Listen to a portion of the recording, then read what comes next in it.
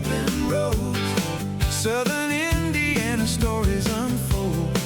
Local leaders sharing how they grow.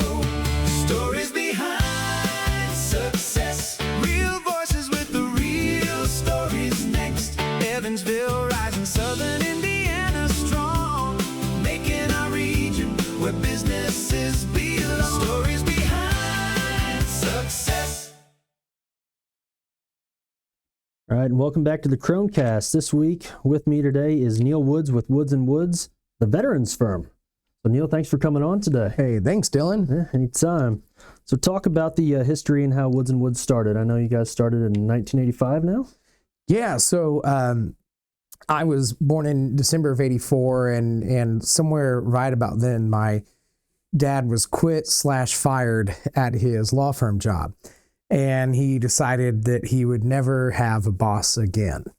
And so, he went and started this firm, and he didn't have any money to have a secretary. So my mom was his secretary. Mm-hmm. And then I was in a playpen in the waiting room. So when I say I grew up in a law firm, I mean, I literally grew up in a law firm. I don't know how you do that with a 1-year-old, say, I got an idea, I'm going to start a law firm. Oh, I think back to it because, they had no money. They just had their first kid. So this was like a scary time for them. Yeah.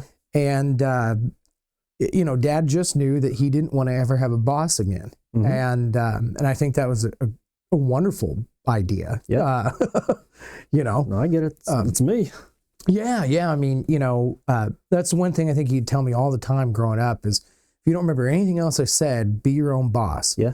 And, I'm 41 now, and I really get that statement now. Yeah. There's just something about other folks not being able to tell you what to do with your life every day that's pretty amazing. Yeah, my wife's my boss in one of my jobs, so I still got that at home.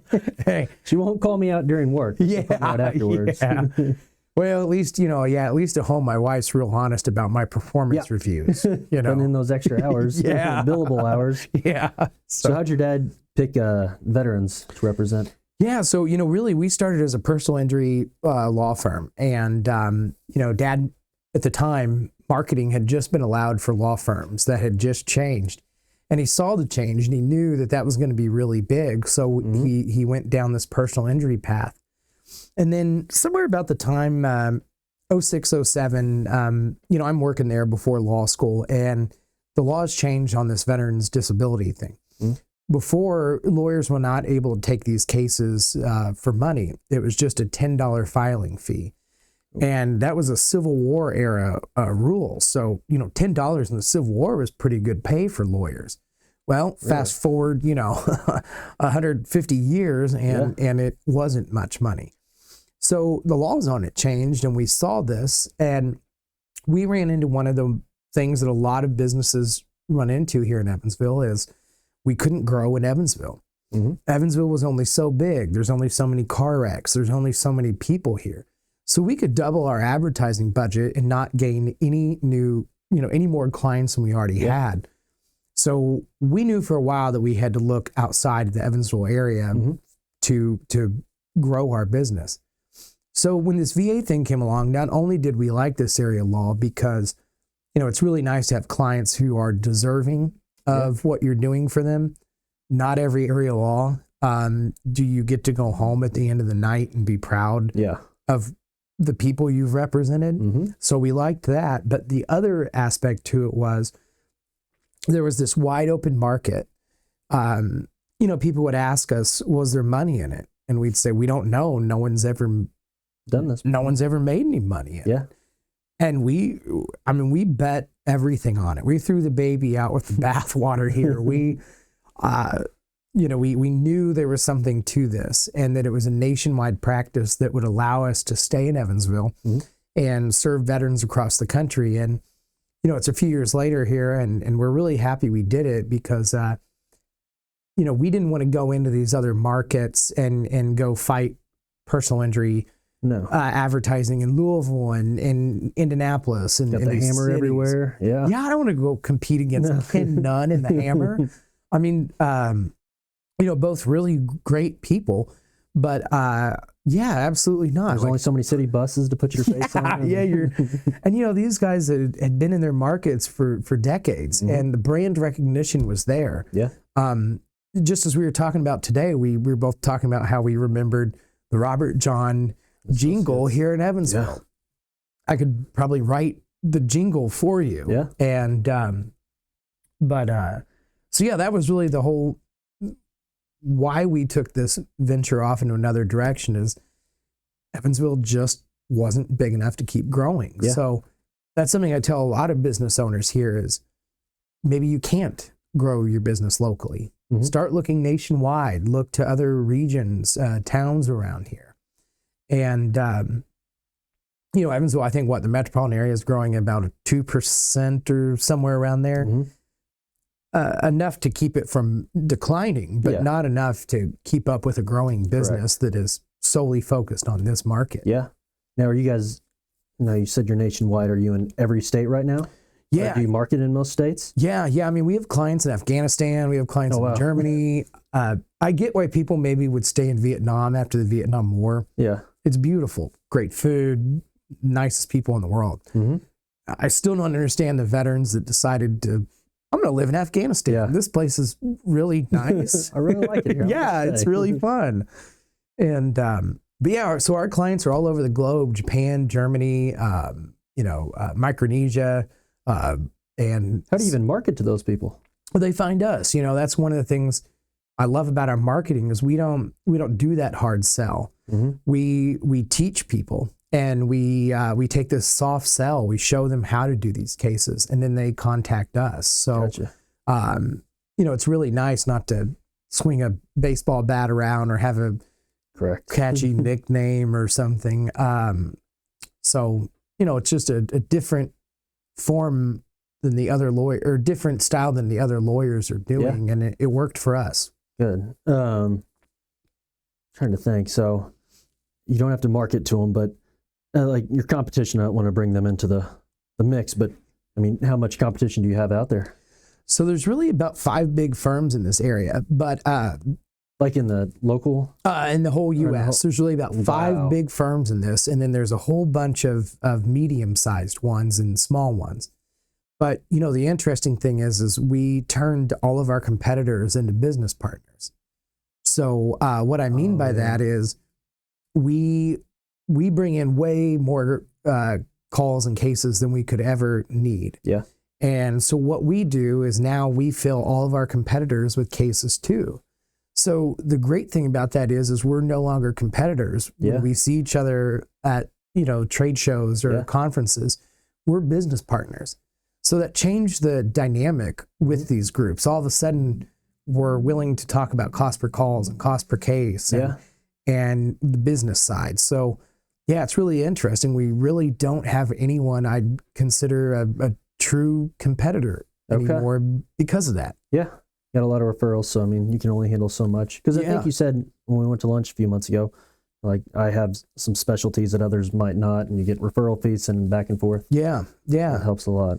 And that's great because these clients get good, competent lawyers. Yeah. We're not just sending them to some guy, met at a bar. Yeah, we're sending them to like really good lawyers who are competent, and so. Then we get fees back for that. So it's the best of all worlds. I don't have to handle those cases. The clients get the help they deserve, and we, help our friends now build up their businesses. And, all ships rise with the tide. So when they do better, in some way that'll come back to me. We'll be at a conference and having a martini, and they'll say, "Hey, Neal, we tried this thing and it doesn't work. Don't do it. Don't do it. Save yourself $100,000. Don't try this." Done. Yeah, don't do it, That probably works in a lot of different industries where you just send referrals to each other and everybody ends up hating each other. They just work together. Yeah, that's right. And, never, I don't like to look at people as our competitors because there's always some way that we can work with each other that's going to benefit both of us. And luckily in our work, whatever benefits us means there was a benefit to the client. Yeah. That's the ultimate goal. Yeah. If the client doesn't win their case, we get paid nothing. Yeah. So there needs to be a benefit to everybody involved and. Okay. So how have you grown since 1985 when your dad and your mom were starting the business?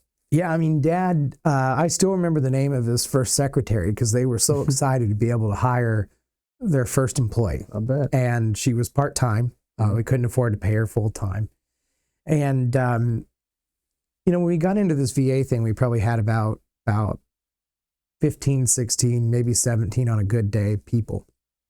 And, we were happy with that. It was a good business. We had good revenues. We had great employees. But then I think some people like me just get bored. That was felt stagnant. Mm-hmm.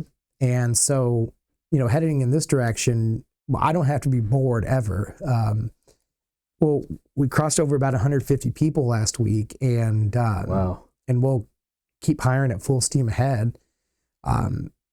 So, the biggest thing in this is we have to train everybody in this area of law. I can't just go out and find somebody that knows this area of law. I have to hire them, train them, and build them up and create VA disability lawyers. Okay. How many employees do you have now? Just over 150, and we'll probably, I don't know where we'll be by the end of the year, but our training team always has about 10 people in it, and we keep it full. Gosh. And so, but like I said, I just get bored. So it's the bigger we get, I actually enjoy it more. Yeah. When we had 40 people, you'd go, hey, whose job is it to do this? And it'd be nobody's job. And you go, oh shit, it's my job now. It's my job. Yeah. Like, who changes light bulbs? Oh, nobody. Okay. I get to change light bulbs.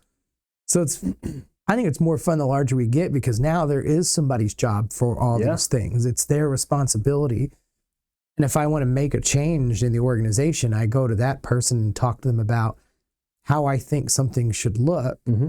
And they head in that direction as opposed to me having to carry it all out. So it's actually easier to run a business at our size than when we were at 40 people. Interesting. Guess everybody has their own expertise. Yeah, well, and same thing when we were at 40 people, we needed an HR director, but we couldn't really afford one. It didn't make sense yet. And, at 150 people, you just get these economies of scale in a lot of positions, like your tech folks, your HR and all these different places. So sometimes being a smaller business, it's harder. Yeah, I understand, because our insurance business is pretty small, but I mean, it's all about culture, which is what I want to get into next. Your culture is awesome there. Oh, I'm proud of it. Yeah. Yeah, I think that's where we kick ass. I mean, it is, we have very few people leave. And, last week we did Bring Your Kid to Work Day. I saw that. Yeah. Well, and that's one of the things about, I'm so glad that we're not a big corporation, because it would be really hard to, as the CEO of, say, Old National, say, hey, next week, we're going to basically all take the day off work, be at work. We're going to spend a bunch of money hiring Dinosaur actors and dunking booths and all these things we do. And, it's going to be really hard to explain to your shareholders because it's not on paper. There's no benefit on paper. Yeah. I know in my heart that making my employees happy is going to keep them there. Yeah. And I'm going to have less turnover, and therefore in the long run, it's better for the organization. For sure. So, sometimes it's hard to say that these things have a benefit and put an exact dollar amount on it. But, we didn't sign up cases that day. We turned off the ads, the day before to reduce the number of new calls. And I just think that's really hard to explain to people who come from a corporate background versus ours. I don't mind taking a day to screw off and make my staff happy and have them be together and hear them laugh and have loud music bumping through the building and actors and dinosaur things. Well, that's what I saw on the Facebook page. I was like, whose dinosaur is that? But I guess they were everywhere. Yeah. There's a local company that you hire actors, and they have these really real life outfits. And interesting. Yeah, I recommend them. They're fantastic, and I'll bring them into our our Lancaster office for 5 employees. Yeah. I love it. But, well, that culture, and, that was such a late 90s buzzword for companies out there. Mhm. But it really does matter. I mean, there are some positions of people who work for me. They know that there's probably some places that pay them a little more. Yeah. But, when they have 36 and a half hour work week and they have, the number of paid days off that we offer and the flexibility, because your flexibility is different because you said just get in your hours. Doesn't matter how many days, right? Yeah. Like we have a lot of people on 4-day work weeks. That's nice. And so, when you have 36 and a half hour work weeks, it makes it a little more doable. And, but like being strict on what time work starts, like who cares if your employee is there at 9 o'clock or 9:15? Like I don't care. We don't have a dress code. So, because they're not customer facing. Who cares? No, they're in sweatpants and a t-shirt, and my front desk staff might have purple hair and a nose ring, but it doesn't. Those things really don't matter. Yeah, if they're comfortable, I mean, the output's going to be. That's right. Worth it. Businesses get so caught up on all this shit that just doesn't matter. Yeah, and the strictness of things. Like we started doing a while back 4-day weekends on Labor Day, Memorial Day. Mm-hmm. I looked at how much people were doing on that Friday. Oh, nothing. And I was like, why don't we just send everybody home? Yeah. And, that's the kind of thing, though, when you have a board and shareholders and things you can't do. Good luck getting that passed. Yeah, they're not going to see it.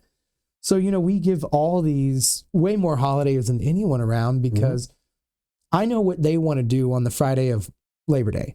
They want to go sit by the pool and drink beer, just like I do. Yeah.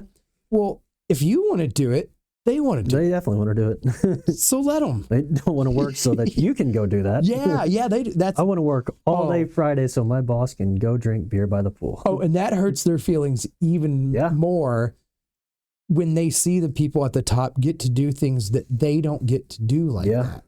So, I try to lead by example, drinking beer in my pool. Yeah. It's with them. It's really just being a good boss. Yes. It has nothing to do with me enjoying drinking beer in my pool. Yeah. Yeah. When I'm at golf scrambles on Mondays, I'm like, guys, I don't want to be here. Yeah. I'd much rather be at the office with you guys. I hope you're not jealous of me. Yeah. It's not what I intended to do all day Monday. But, for you, a golf scramble is a good place to network for clients. So, particularly in the business side of insurance, there's a bunch of business people there, and you want to build those relationships, and it's just a golf club and a beer's involved versus being in an office building. Well, I tell the insurance people I'm doing it for FC Tucker for the real estate side, and then tell the real estate guys, like, I'd rather be at work doing it for the insurance side. See, there you go, Just how you word it. But the big thing I just really think is people need to give their employees maximum flexibility, because what people really want, we do all this stuff to improve culture and make people have fun and all that, but what they really want is they want control over their lives. Yeah. And while they can't be their own boss, because they don't own the place, give them tons of flexibility to where it doesn't really hurt the business, and they do have these decisions. Yeah. Somebody's kid is sick at school and they need to go pick them up. Don't shame them. Yeah. Let them finish their day at home. Just I don't know, just be a decent person and treat them like they're actually human beings. Yeah. I think a lot of businesses treat their staff like farm equipment. And, never heard that. Oh, yeah. Well, I think of it all the time. Like, I don't get why some businesses treat their staff the way they do, because I've always thought of it as the equivalent as a farmer going out there and lighting his damn tractor on fire. Like, this is how you make your money. Yeah. Why would you treat the people or the tractor? Why would you treat it bad? You need the people or the tractor to produce revenue. Yeah. And I know that may sound kind of harsh and my staff breaking my staff down to machinery, but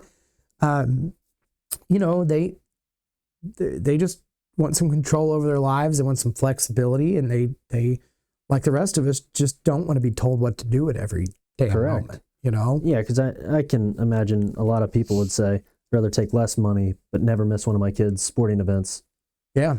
any day. And they will. And because, you know, they understand that some of these things, there is a cost to the company. We give, I mean, you know, everybody starts off with 10 personal days and 10 vacation days. And that's where you start. And that's Pretty good. And on top of that, we do, I mean, I give about every damn holiday out there paid off too. But once again, that would be hard to tell a board and the shareholders that is where that is going to be the more profitable route. Yeah. They need to see it on paper and now. And, you know, that goes to one of your questions is, what do you suggest people do out there? And it's more go sometimes off of your gut feeling instead of just what's on paper. Yeah. Just like going back to that bring your kid to work day example. My staff had fun that day. They were smiling. They were laughing, posting pictures of their kids on Facebook. Yeah. Telling everybody how great their workplace is. That helps. Then they go out to the bonfire that weekend, and while they're having a beer with their friends and everybody else is complaining about where they work. Yeah. All of a sudden they interject and say, I don't put up with any of that crap where I work. And that counts. Yeah. And, you know, I mean, my staff are our biggest cheerleaders. And so hope they stay that way. Yeah. I'd love to see your turnover ratio compared to like those big corporations. It's really low. I mean, we rarely lose someone that we want to keep. That's impressive.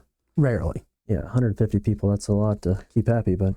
It is, and turnover is expensive. Oh, yeah. I mean, it's wildly expensive when you add in the cost of training and these things. Yeah, you're pulling people away from their own jobs to teach somebody else how to do this. And yeah, it just, I don't know. I don't understand the philosophy of a lot of business owners in how rigid they are and how they will not budge an inch for everybody that works there. Yeah.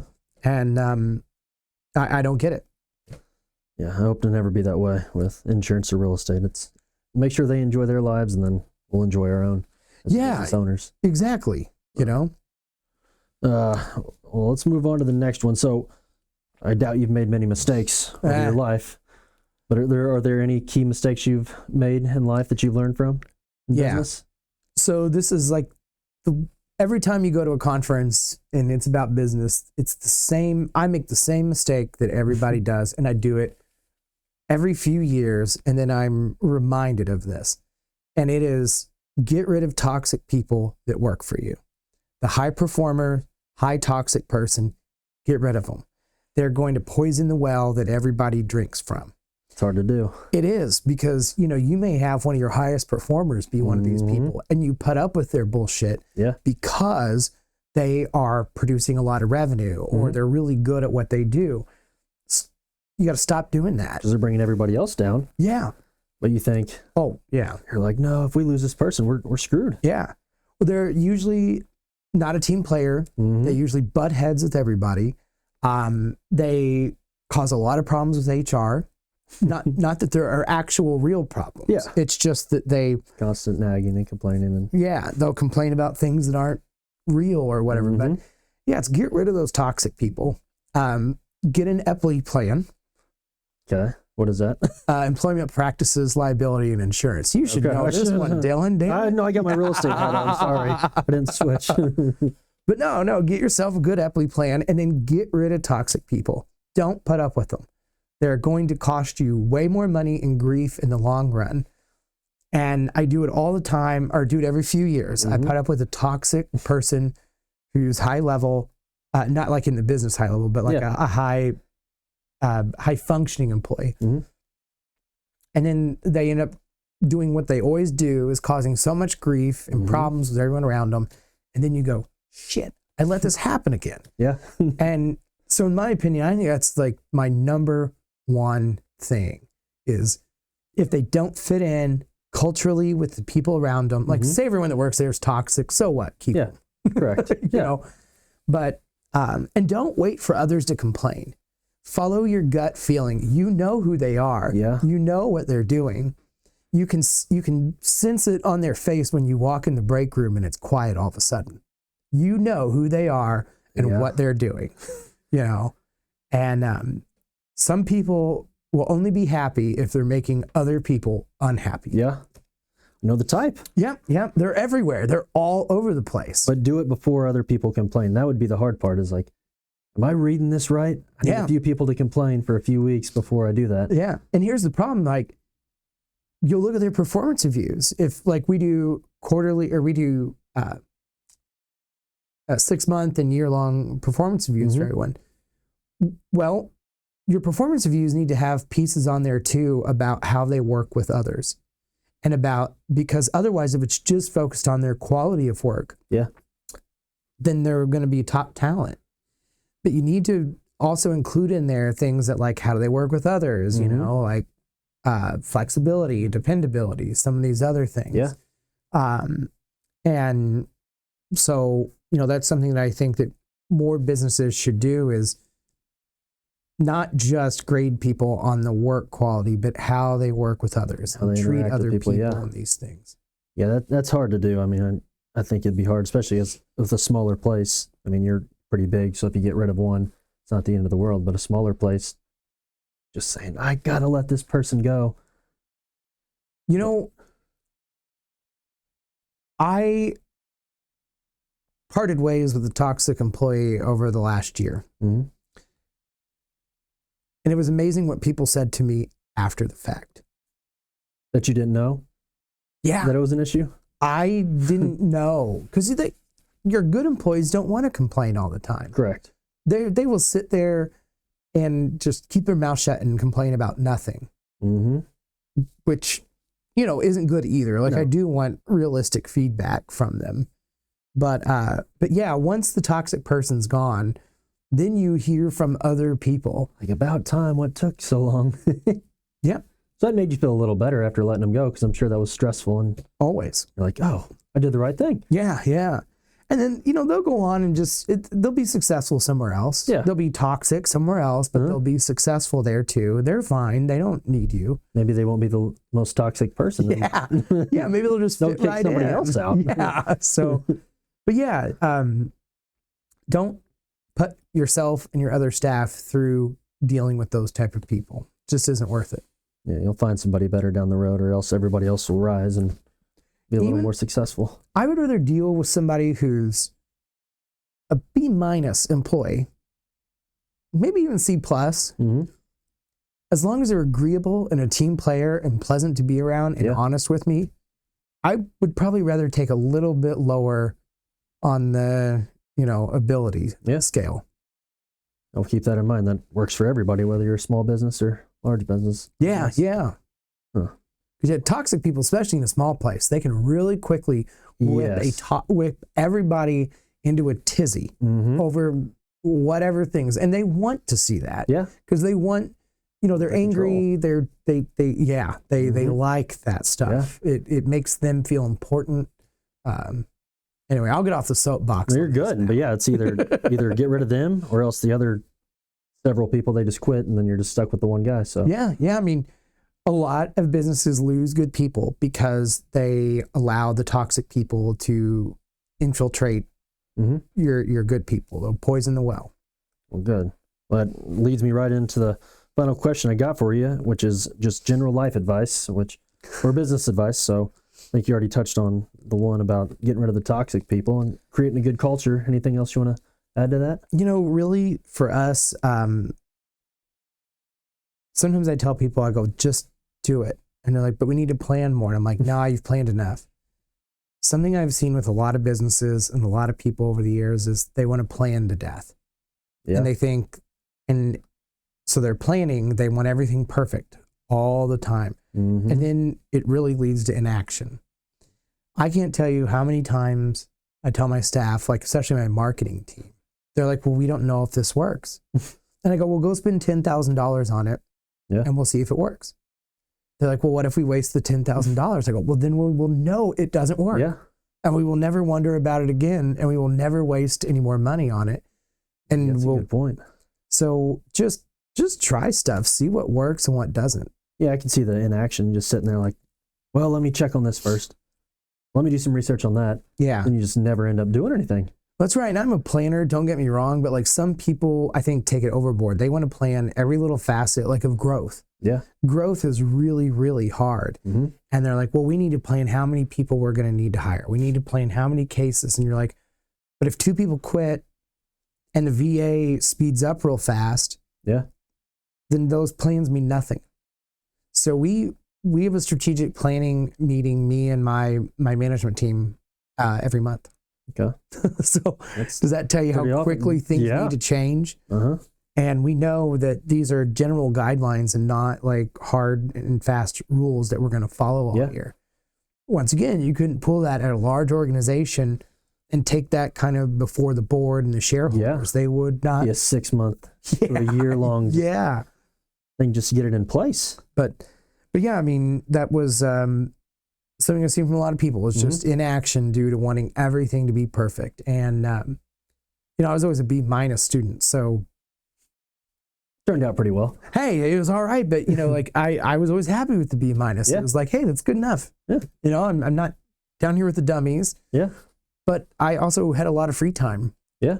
Not studying. There you go. Yeah, because didn't they say it's like the C and D students are the ones that are in control of the A's and B's because they got to figure out a way to make it work. Yeah, in law school, they always say A students become professors, B students become judges, and C students become millionaires. And I remember thinking C students sounded a lot more fun than the professor and the judge. Yeah. You know, don't get me wrong. Like I think I can enjoy being a professor. Yeah. But you have a boss. Yeah. Someone's going to be able to tell you what to do and when and where you got to be. Mm-hmm. So, you know, but yeah, don't plan everything to death. Sometimes just start marching in a direction that you know is right. And Figure it out along the way. yeah, just, you know, you're going to have to kind of, you know, ebb and flow a little bit on some of these things, but don't just sit there afraid and make sure that, don't just sit there and do nothing because you're afraid it won't be perfect. Yeah. So You can tweak it along the way, and yeah. I mean, just got to put that first foot forward, or else you'll never get anything done. No, yeah. I mean, I think of this all the time. And I don't know why this Mary Poppins quote, Mary Poppins of all things, sticks in my head. And Never she said, seen it. really? You never saw? Did you even have a childhood, Dylan? Okay. I'll go home and watch it tonight. But she said, once begun is half done. And I have always, it's always stuck with me for some reason, is Interesting. just starting it is half of that. And that was like law school. Law school's hard and it's scary. But you get in and you just start it, and you know, like just move. That as long as you keep in that direction, you know, you'll succeed if you just keep going back to the library and keep studying. But I always love that quote: once begun is half done. I'll put that on my lock screen on my phone. Yeah, I mean, you know, maybe I shouldn't be taking taking advice from Mary Poppins. I mean, she was saying this while, like, you know, flying on an umbrella and like making everything in the room stick into her bag. Yeah. But you know, but it made sense to me for some reason. It just stuck. Well, that is my homework tonight, and it's all viewers. That's your homework. Go watch Mary Poppins and learn some good life lessons. Well, Neal, thanks for coming on to the KrohnCast. Hey, anytime, man. Good to have you and learn from you guys since 1985. So, done something right. Well, 41 years. We've done more right than we've done wrong. Yeah. I'll put it that way. You get to go home and feel good about yourself and helping others. Hey, it's all right. You're a great guest to come on right after 4th of July. Didn't even think about that. Yeah. Well, good. Well, Neal, thanks for coming on, and join us next week with a new series with, I believe, another author potentially next week, and then like us on Facebook and watch us on YouTube. Thanks. From the river towns to the open road, Southern Indiana stories unfold. Local leaders sharing how they grow. Stories behind success. Real voices with the real stories next. Evansville rising, Southern Indiana.